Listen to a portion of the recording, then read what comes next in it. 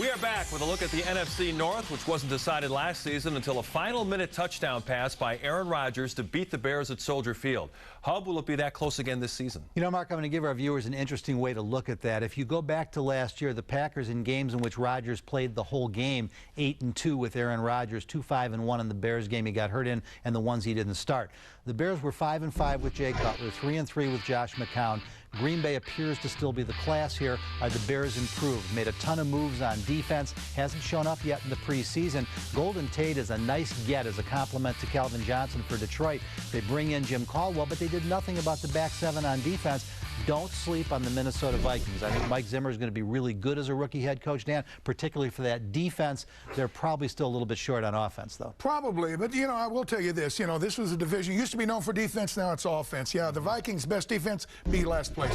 The one thing about the Bears, yeah, you can believe in them, Hub, if the rebuilt defensive line plays as well as the rebuilt offensive line did for them a year ago. They were the #2 scoring offense in football. They get everybody back. But how about the Green Bay Packers? Yeah, Aaron Rodgers has got to stay healthy, but B.J. Raji was knocked out in the preseason for the year. That's a huge blow. I'm looking at the Bears to take this one.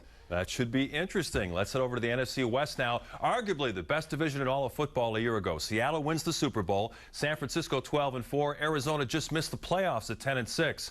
How will the division be just as strong this season? It figures to be the top two. I think the 49ers people are worried about in the beginning. You're not going to have Navarro Bowman until at least midseason. Aldon Smith, we're still waiting to hear. He'll probably be suspended for some time at the beginning of the year. But other than that, that Niners roster is loaded enough to make up the small difference between them and the Seahawks, who looked to be improved over their championship last year.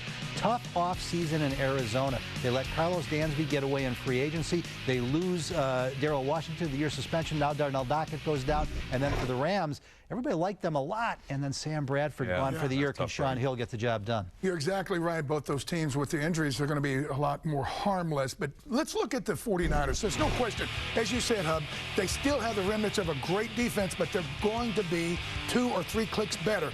You know, Jim Harbaugh, smart guy, he knows that he needed more firepower when he goes up against the Seattle Seahawks. He will have it at his disposal this year. And, yeah, hey, I know from history what it's like to have a target on your back every single week after you win a Super Bowl. It won't be the easy sledding for the Seahawks that a lot of people think. Well, after a quick timeout, it is prediction time. We'll get some thoughts from the guys on league MVP and all the races. You're watching the season preview edition of Pro Football Weekly.